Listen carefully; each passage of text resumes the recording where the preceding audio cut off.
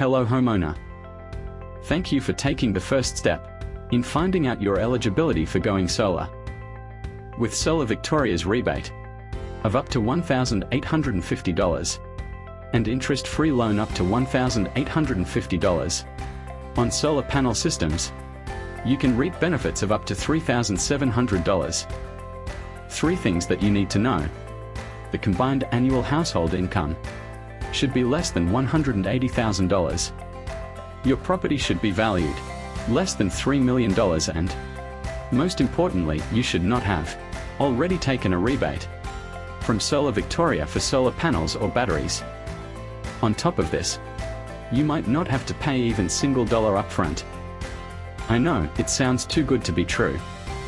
So that's why you need to first check what you qualify for. Remember, the rebate amount may get revised this June. So before it might change, grab your spot and enjoy the benefits by going solar.